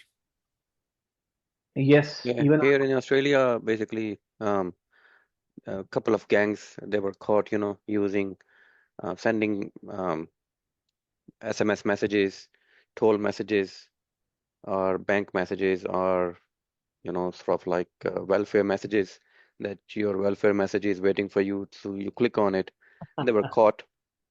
So Australia, I think, lost around 26.1 million in 2023.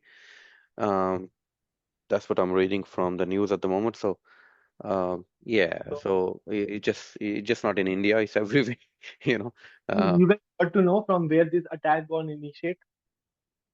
I hope it's not India. I know India is doing like No, in the India. groups, the gangs which were caught, they were in Sydney. I mean, they were here, not overseas. But other criminals, there is Australians are losing more money from overseas scams, but these scams which are locally, you know, they are taking place over here, from here, not from overseas. Okay, so yes, this kind of things happen because most of the time I heard in the news like some of the call center running in India are destroying US people's money, getting their credit card details by giving them. So I don't know about you guys have seen or not, but I have seen those kind of things on YouTube as well, guys, that some call centers are running in India, and they just contacting the people from the saying that they are from Microsoft Teams, they are from Norton antivirus team. If they just email them that this kind of things might happen, and US people will call them. Now after that, they connect to them, and online transaction, they do it from their credit card, and they just flush back all the money. This kind of things happen. So this is what phishing is, guys. This is social engineering things that attack is being raised nowadays. Okay, guys. Anything anyone wants to add?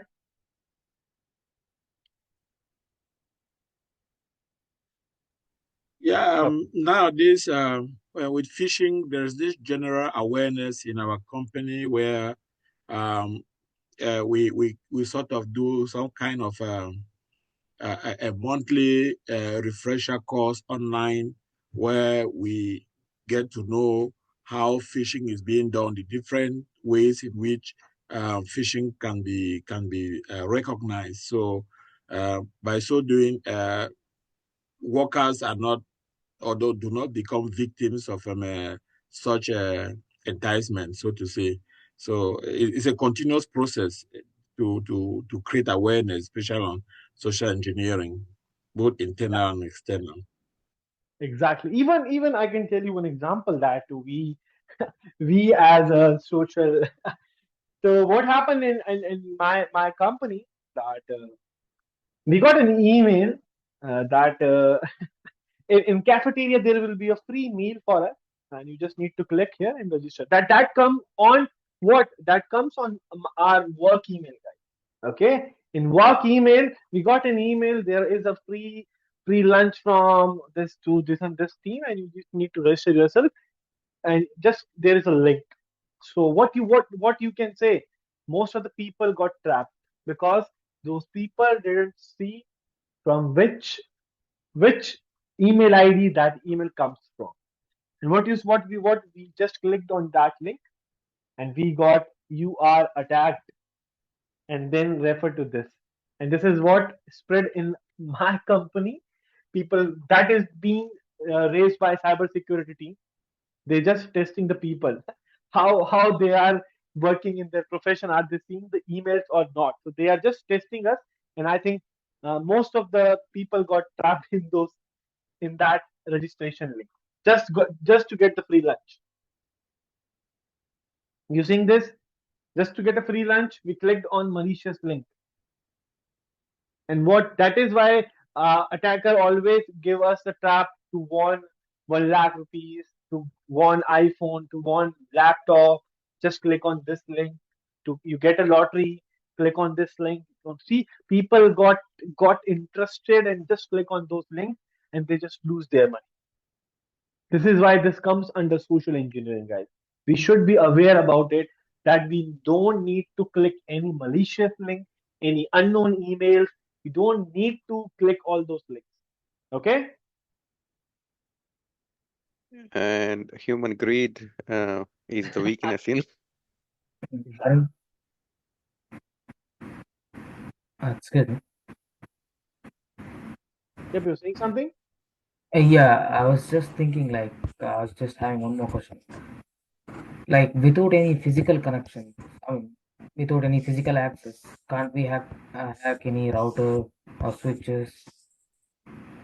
Like, if you are not Yes, part we of can do. organization, you don't know the host name. We can do that. We can do that, bro. See, as I told you, this is my router.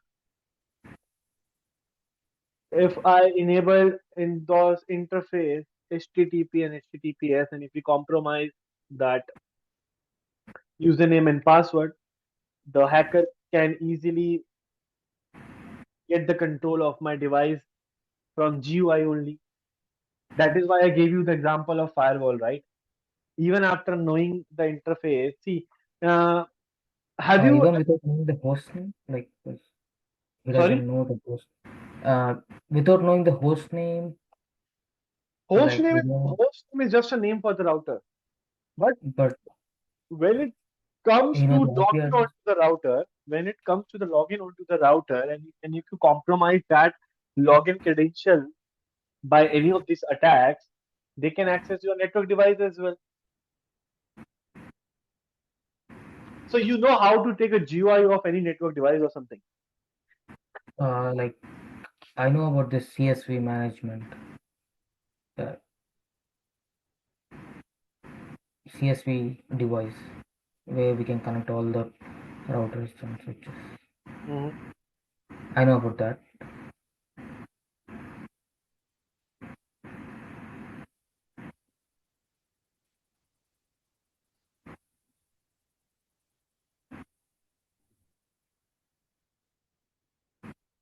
Okay, so here we have enabled telnet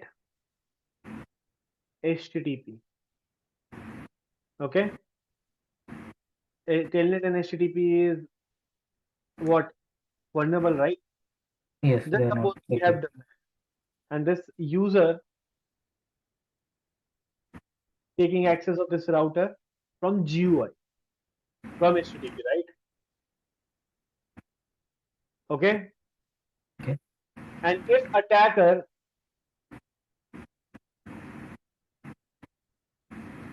so you know this telnet and HTTP are traveling, packet traveling this are in plain text, right? Yes. If anybody trace those packets, they will see, right? They will see what exactly happening, like what information are exchanging in between. Yes, using this protocol. So if a hacker got to know about username and password, what do you think? If a hacker gonna take HTTP access in between from your location, they will get the access, right? Yes, So we can get. I'm just What saying about the IP address? physical connectivity is always not required. Sometimes if your credential got compromised, they still can get it access from anywhere. Okay, you'll just log into the router and check the IP address and everything. Getting the point? Yeah, like if you get the user access, he can just log into the router and get the IP address and everything. Or before that, he can get that IP address.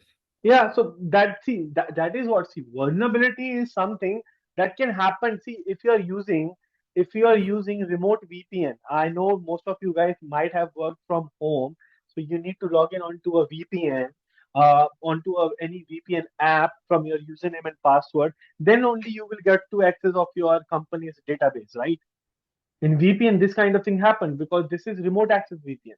But what if your username and password got compromised? So what do you think if hacker got your username and password, they can also connect to your database, right?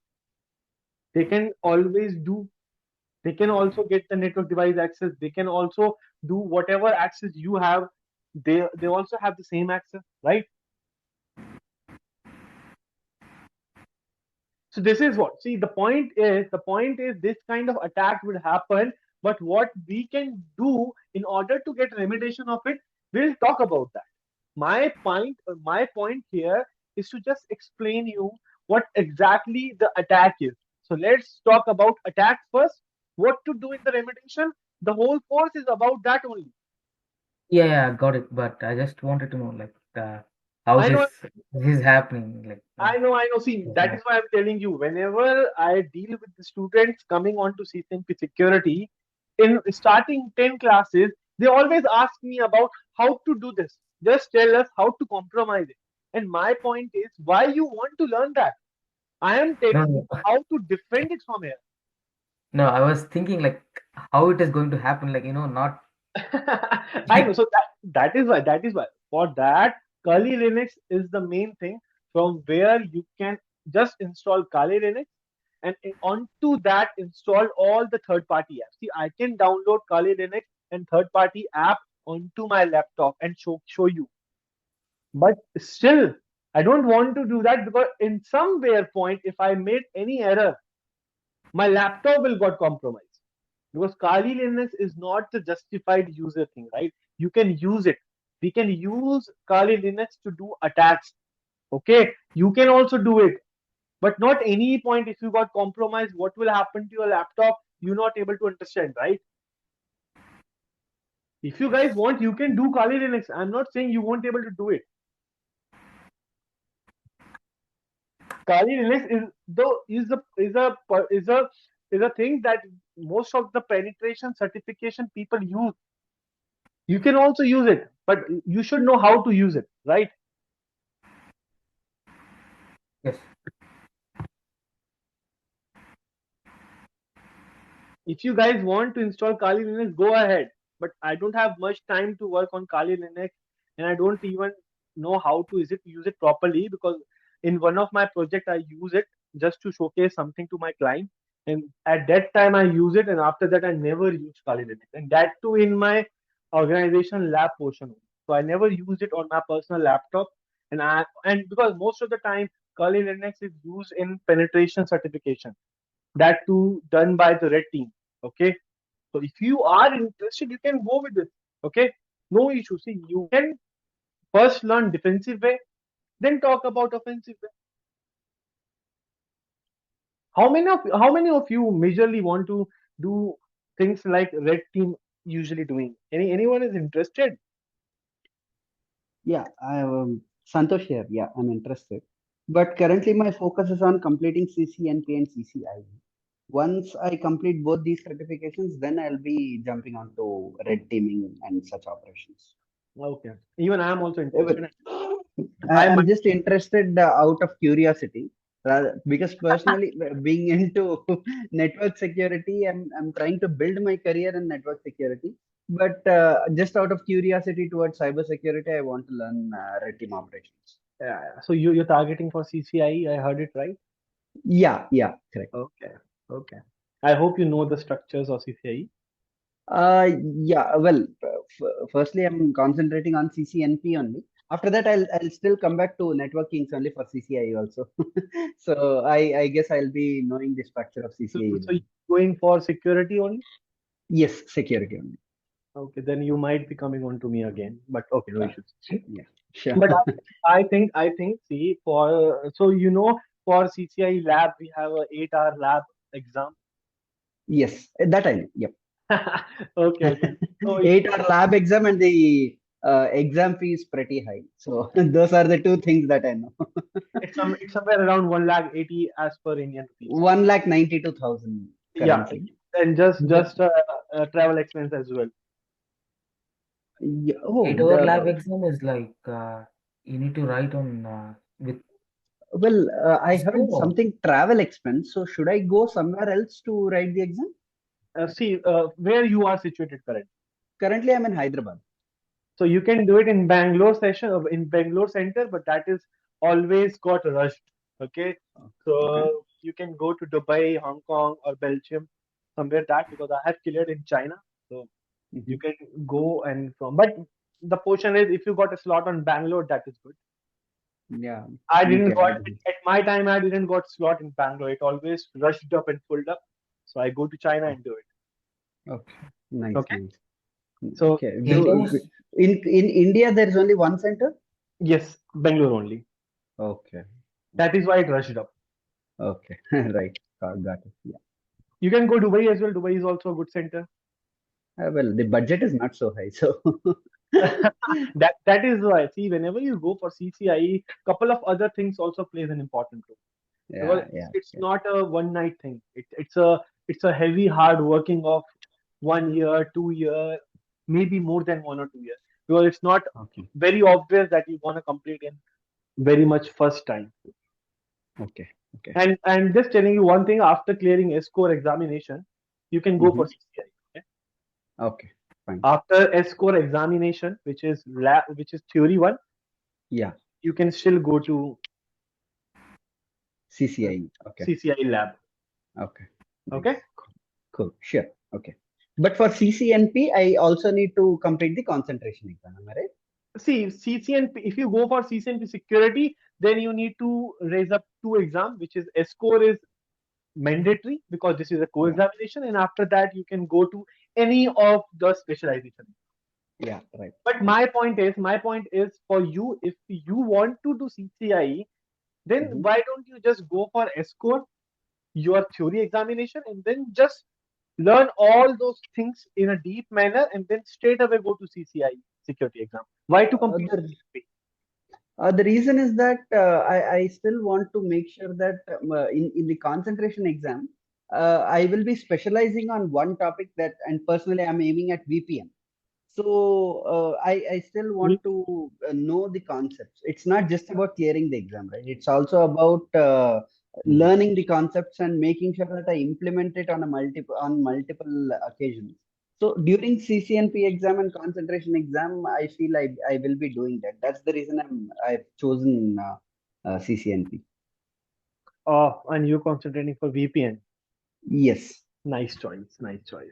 We're gonna start it in after somewhere around 2 or 3 months. We want to jump onto VPN. It's a very interesting topic, very interesting thing. Yeah, correct. Yeah, and I'm looking forward to that because most of the times I've looked at it in the theoretical manner and I've seen that it is already configured. But when it comes to practical configuration, well, I did not get a chance to do that because already in all the networks it is implemented. Yeah. I'm looking forward to learning that concept.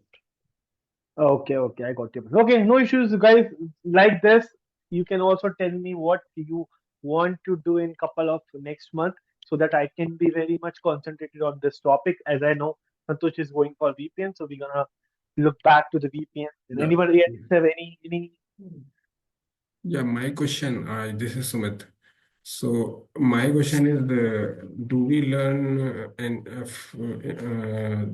like we are going to towards the lab? So do we learn the our security portion like from the application? Means there is any applications to which we learn our practical labs?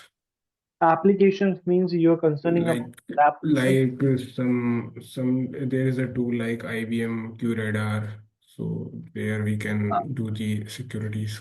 Okay. So I think that is specific what companies are using in order to uh, fish down their security portion. So you basically talking about SOC analysts, right? They are using those tools in order to rectify what is alarm, what is getting alarmed, what is being attacked, what is the incident coming up, like Siemens, IBM Radar. Okay, this kind of tools you're talking about, right?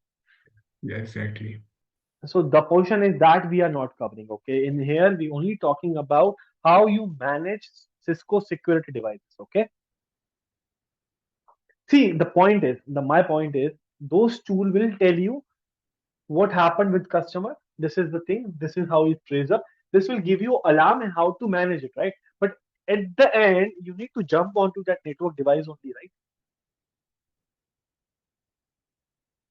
But at the end, you need to jump onto that device only to get it rectify what is exactly doing or not.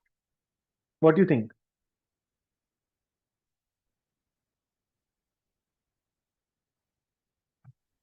Am I audible, guys? Yeah, but nowadays company needs someone who has experience in these tools, so these kind of tools. So that's why I don't think so. In uh, CCNP security, we have introduced any of these kind of tools. I know what you're talking about, but I think this is specific to Cisco, and we're going to talk about the Cisco security device.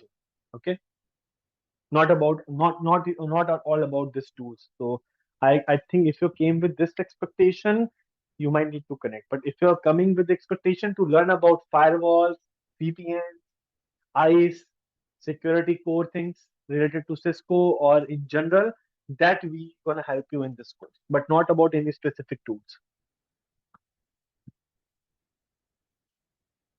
Okay? yes. Okay, guys. So I think we are good. We can wrap up for today, and we're gonna meet next weekend. And I hope next weekend we will be starting some of the lab questions. Let's jump on to some of the cryptography thing. Okay, cryptography means we might need to learn about site-to-site VPN. Okay, I think Santosh will be the happiest person for this, and we're gonna jump onto VPN, little bit VPN. Just talk about what are the terminologies, how it will work. Okay, so guys, Absolutely. let's meet next weekend. Thank you so much for your time. Thank you. Bye, guys. Thanks, sir. Bye. Bye bye.